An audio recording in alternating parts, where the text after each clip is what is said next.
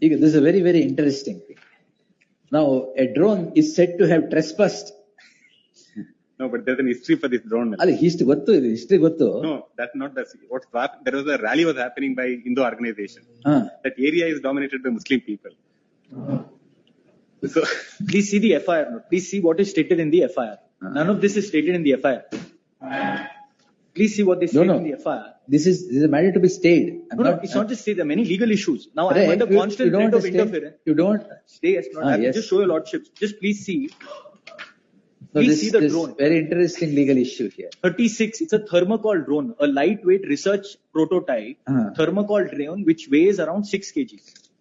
But it was operated by a Chinese battery. So we have a premises leased in Dodbalapur, which is around 19 acres. So that premise is used for research and testing purposes. We have licenses from the DGCA. We supply to our end users are the Indian Army. Our drones are displayed at Republic Day parades. But we are carrying out R&D testing on a regular basis for the last 4 or 5 years. Constantly, there'll either be a forest official or a police official who will threaten, how are you flying? What is your permission? Under Rule 42 of the drone rules, if I'm operating my drone under an R&D license in a green belt area and under my own premises, no one else except the DGCA has jurisdiction to enter into and question me. Now, who has questioned? The police have registered suo motu FIR for criminal trespass. Of a drone. Their allegation is that somebody has gone and placed that drone over there and therefore has committed trespass. If somebody had gone and placed a drone there, the suspicion that it was a security risk would not have arisen. What has happened is that drone, the Chinese battery has had some malfunction during R&D testing. It has glided, and it's gone beyond the boundary and has landed over there. Because of that, they have registered an FIR, and that is not my grievance. One is the FIR. Second, please see what I have stated at para 13, page 12 against this inspector of this police station. For 6 hours, the officials who went there claiming it is their drone with all the requisite licenses, the officials are made to sit there for 6 hours. And the inspector there have made specific allegations against him, has refused to give a copy of the FIR, has refused to give notices except if the MD of the company comes before the station. He has asked them questions of what is the size of the company, what is the turnover of the company, what are the employees. For 6 hours, just please see para 13. Despite repeated requests, the jurisdictional police inspector so-and-so refused to supply a copy of the FIR to the petitioner. Senior officials of the petitioner... So should have made him a party by name. I will make him a party by name. Please summon him. He has to explain how. No, but we should have made him a party by name. I made the SHO a party by name. The inspectors, in personal capacity, your lordship always have power and 482. What he said, dots are connected now. Why he has behaved like that? Anyways. So if police...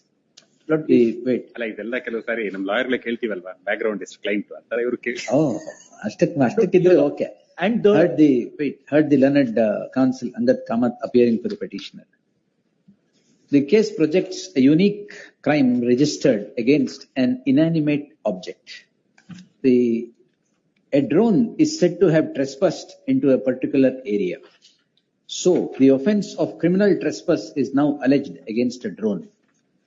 The petitioner is said to be a company who manufactures drones for the Indian Army, Indian Armed Forces, and has a license for research and development for flying the drone in the green zone of Dodbalapur. The battery of the drone is said to have had some malfunction when it was in air and glides down into the neighboring property.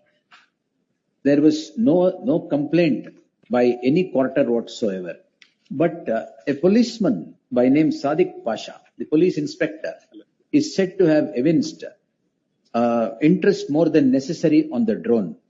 And drone, despite showing the licenses of flying the drone in the green zone, have made all the officers of the company to sit in the police station for more than 6 hours. Is the averment in the petition. And have later registered the crime without supplying a copy of the FIR, or otherwise to the petitioner. The learned counsel Angad Kamath submits that in terms of the drone rules, the police have no jurisdiction whatsoever to question with regard to the usage of the drone, but it is only the Director General of Civil Aviation who has jurisdiction to question. Therefore, the Tarsana. Literally, FIR was registered first. FIR was registered first. FIR. Therefore, the said police inspector Sadiq Pasha, through the station house officer, shall file an affidavit as to why affidavit on the averments made in the petition, failing which a direction for appropriate action would be taken, as it is an admitted fact that no copy of the FIR was served upon the petitioners. Now, there's a legal issue, Lord, your Lordship will have to clarify. In fact, it was only after the learned SPP had intervened that we got a copy of the FIR after 6 hours. Unless his office not had intervened, we would not have got a copy of the FIR.